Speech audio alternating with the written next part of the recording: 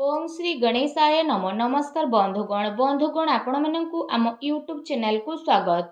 बंधुगण आजिर ए भिडियो रे आमे आपण मानकु कहबा पई जाउछु आगामी 3 दिनर स्थिति आपणकर किपरि रहिबो, केउ प्रकार ए आगामी 3 दिन को आपण प्लानिंग करिवे, ता सहित जदि आमे आपण मानकु कहबु केउ सब क्षेत्र रे आपणकु फायदा हेबो, केउ सब जिनिस रे आपणकु विशेष रूप रे सावधानता अवलंबन करबाकू पड़िबो, आपणकर लव लाइफ किपरि रहिबो, क्यारियर किपरि रहिबो, बिजनेस आउ व्यापार किपरि रहिबो एवं ता सहित स्वास्थ्यर मध्य महत्वपूर्ण इनफॉरमेशन आमे आपण मानकु देबु। आउ ए वीडियो शेष रे आमे आपण मानकु किछि उपाय विषय मध्य कहिबु, जहा द्वारा आपण ए दिन को आहुरी अधिक शुभ और मंगलदायक सब्यस्त करि परिबे। तेणु आगो को वीडियो आरंभ करबा पूर्व आमर आपण मानकु रिक्वेस्ट कि जदि आपण आमर ए चैनल ले नुआ आछंती तो चैनल को सब्सक्राइब करंतु एवं सांगरे नोटिफिकेशन बेल को मध्य ऑन करंतु, जहा द्वारा समय समय रे सो अपलोड हेउतबा नुआ नुआ वीडियो रो नोटिफिकेशन आपनकु मिलिबो। आसंतु जानिबा किपरि रहइबो ए आगामी 3 दिन आपनक पई विशेष भाबरे। जदि आमे आपण मानकु विशेष रूप रे कहबु, सबुठारु प्रथमे कहबु कि कोन आपनक पई ए 3 दिन रे पॉजिटिव रहबा पई जाउछि। जदि कहबा तो फ्रेंड्स, ए दिन रे प्रकृति आपनकु भरपूर साथ प्रदान करिबो। कौनसी लाभदायक एवं महत्वपूर्ण समाचार मिलिबा कारणरू आपण निजे निजकु आत्मबल एवं भावनात्मक रूप से बहुत अधिक सशक्त अनुभव करिवे। अटकी थिबा कार्य को पूरा करिबा पई मध्य आपण पूरा परिश्रम करिवे। ए दिन आपणक पई बहुत ही लाभदायक दिन साब्यस्त हेबाकू जाउछि।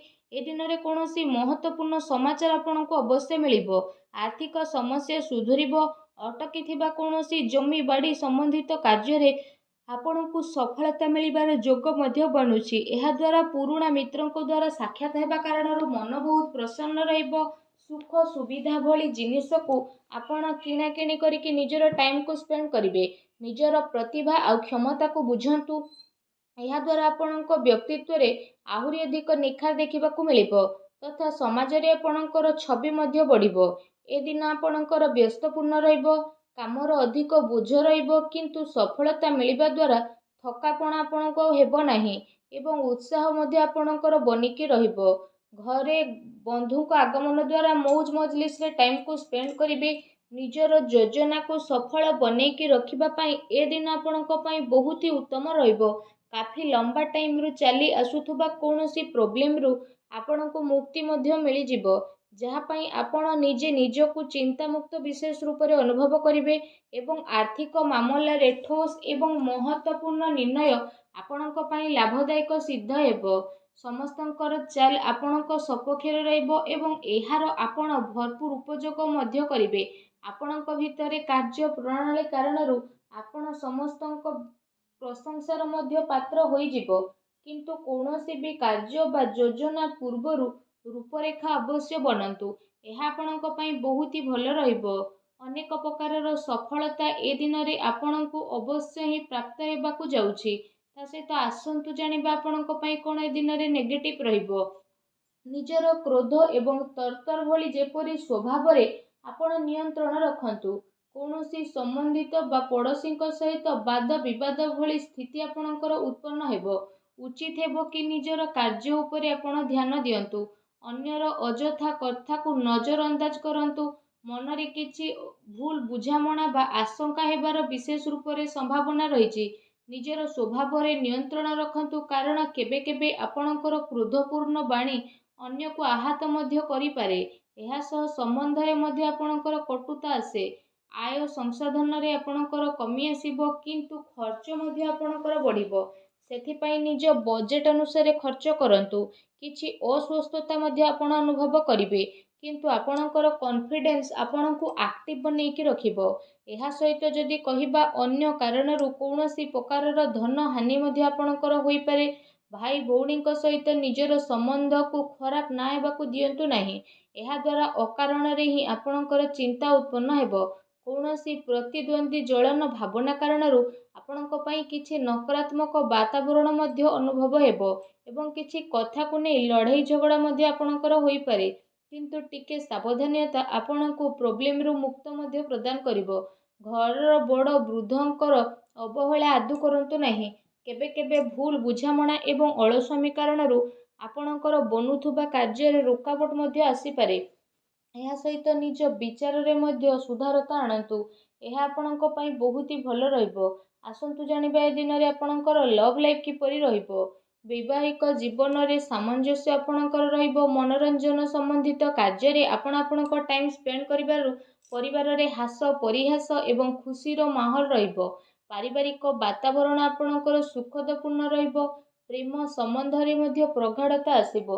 ରୋମାଣ୍ଟିକ ମାହୋଲ ରହିବ ଏବଂ ନିକଟ ସମ୍ବନ୍ଧରେ ଡିନରରେ ଯିବାର ପ୍ରୋଗ୍ରାମ ମଧ୍ୟ ଆପଣଙ୍କର ବନୁଅଛି।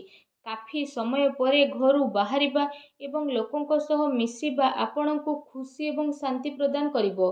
ପାରିବାରିକ ବାତାବରଣ ଖୁସି ଭରା ରହିବ।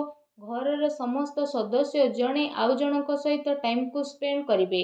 ବାହାର ସମ୍ବନ୍ଧୀୟଙ୍କ ସହ ସାବଧାନ ରୁହନ୍ତୁ। ଏହାଦ୍ୱାରା ମାନହାନି ହେବାର ସମ୍ଭାବନା ରହିଛି। ପରିବାରର ଗତିବିଧି ଆପଣଙ୍କ ଉପରେ ଦେଖା ମଧ୍ୟ ଯିବ। କାହିଁକି ନା କାମର ବ୍ୟସ୍ତତା ପରେ ଆପଣ ପରିବାରକୁ ଟାଇମ୍ ଦେଇପାରିବେ ନାହିଁ।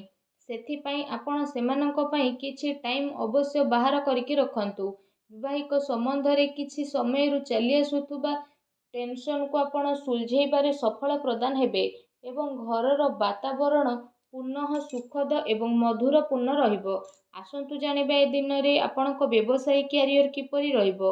ଏ ଦିନରେ ବ୍ୟବସାୟରେ ପ୍ରଡକ୍ସନ ସମ୍ବନ୍ଧିତ କାର୍ଯ୍ୟରେ କମି ଆସିବା କାରଣରୁ ଚିନ୍ତା ରହିବ, କିନ୍ତୁ ଆପଣଙ୍କର ପେମେଣ୍ଟ ଆସିବା ଦ୍ୱାରା ଆର୍ଥିକ ସ୍ଥିତି ଆପଣଙ୍କର ମଜବୁତ ରହିବ।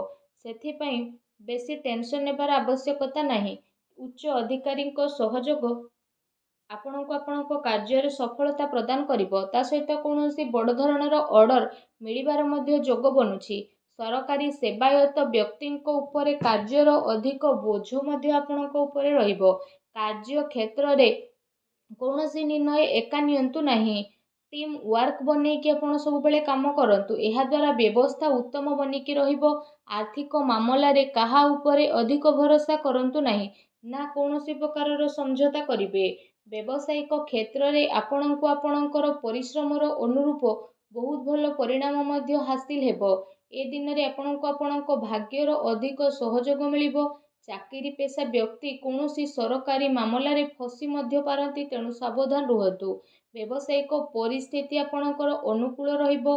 ନିଜର ପୁରା ଧ୍ୟାନ ବିଜନେସରେ କେନ୍ଦ୍ରିତ କରନ୍ତୁ। କୌଣସି ବଡ଼ ଲୋକଙ୍କର ମିଳିବାର ସମ୍ଭାବନା ମଧ୍ୟ ରହିଛି। ବ୍ୟବସାୟିକ ଗତିବିଧି ସମ୍ବନ୍ଧିତ ଯୋଜନା କୌଣସି ବାହାର ବ୍ୟକ୍ତି ଆଗରେ ଆପଣ ସେୟାର କରନ୍ତୁ ନାହିଁ। କେହି ଏହାର ଅନୁଚିତ ଉପଯୋଗ ମଧ୍ୟ କରିପାରେ ଏବଂ ଅର୍ଡର ସମ୍ବନ୍ଧିତ ସବୁ କାର୍ଯ୍ୟରେ ପକ୍କା ବିଲ୍ର ଆପଣ ଉପଯୋଗ କରନ୍ତୁ। ଚାକିରି କରୁଥିବା ଜାତକଙ୍କ ପାଇଁ ଏ ଦିନ ବହୁତ ହି ଲାଭଦାୟକ ଦିନ ରହିବାକୁ ଯାଉଛି। ଏହା ସହ ଚାକିରି ସମ୍ବନ୍ଧିତ ଏ ଦିନରେ ଆପଣଙ୍କୁ ବହୁତ ହି ଭଲ ଖୁସି ଖବର ଅବଶ୍ୟ ହିଁ ପ୍ରାପ୍ତି ହେବ, ଯାହାଦ୍ୱାରା ଆପଣଙ୍କୁ କାଫି ଖୁସିର ଅନୁଭବ ହେବ। ଆସନ୍ତୁ ଜାଣିବା ଏ ଦିନରେ ଆପଣଙ୍କ ସ୍ୱାସ୍ଥ୍ୟ କିପରି ରହିବ। ଗ୍ୟାସ୍ ଏବଂ ଏସିଡିଟି ଦ୍ୱାରା ଆପଣ ପ୍ରୋବ୍ଲେମ ରହିବେ। ଖାଦ୍ୟପେୟରେ ସଂଯମତା ରଖନ୍ତୁ। ବ୍ୟବସ୍ଥିତ ଦିନଚର୍ଯ୍ୟା ରଖିବା ପାଇଁ ଆପଣଙ୍କୁ ଆବଶ୍ୟକ ରହିଛି। ସ୍ୱାସ୍ଥ୍ୟ ମୌସୁମୀ ପରିବର୍ତ୍ତନ କାରଣରୁ ଥକାପଣ ଆପଣଙ୍କୁ ଅନୁଭବ ହେବ ଏବଂ କମଜୋରି ଅନୁଭବ ହେବ। ନିଜର ଇମ୍ୟୁନିଟି ସିଷ୍ଟମକୁ ଷ୍ଟ୍ରଙ୍ଗ କରନ୍ତୁ। ତା ସହିତ ନିଜ ସ୍ୱାସ୍ଥ୍ୟକୁ ଆହୁରି ଅଧିକ ଭଲ ରଖିବା ପାଇଁ ଆପଣ ପ୍ରତ୍ୟେକ ଦିନ ଯୋଗ କରନ୍ତୁ, ବ୍ୟାୟାମ କରନ୍ତୁ ଏବଂ ସୁସ୍ଥ ରୁହନ୍ତୁ। ଆସନ୍ତୁ ଜାଣିବା ଆଜି ଆପଣଙ୍କ ପାଇଁ କ'ଣ ବିଶେଷ ଉପାୟ ରହିଛି। ଏ ଦିନରେ ଆପଣ ବିଶେଷ ରୂପରେ ସ୍ନାନ ଆଦି କରିସାରିବା ପରେ ନିଜର ଶ୍ରଦ୍ଧା ଅନୁସାରେ, ନିଜ ସାମର୍ଥ୍ୟ ଅନୁସାରେ ସବୁଜ ମୁଗର ଦାନ ଭଗବାନ ଶ୍ରୀ ଗଣେଶଙ୍କୁ ସ୍ମରଣ କରିକି କରନ୍ତୁ। ଏପରି କରିବା ଦ୍ୱାରା ଭଗବାନ ଶ୍ରୀ ଗଣେଶଙ୍କ କୃପା ପ୍ରାପ୍ତ ହେବ ଏବଂ ଆପଣଙ୍କ ଜୀବନର ସବୁ ଦୁଃଖ କଷ୍ଟ ଦୂର ହେବ, ସବୁ ବାଧାବିଘ୍ନ ମଧ୍ୟ ଦୂରେଇ ଯିବ। ଆଶା କରୁଛି ଆଜିର ଭିଡ଼ିଓଟି ଆପଣଙ୍କୁ ଭଲ ଲାଗିଥିବ। ଭିଡ଼ିଓଟି ଭଲ ଲାଗିଥିଲେ ଭିଡ଼ିଓଟିକୁ ଲାଇକ୍ କରନ୍ତୁ। ଆଉ ଯଦି ଚ୍ୟାନେଲରେ ନୂଆ ଆସିଛନ୍ତି ତ ଚ୍ୟାନେଲକୁ ସବସ୍କ୍ରାଇବ୍ ମଧ୍ୟ କରନ୍ତୁ। ଧନ୍ୟବାଦ।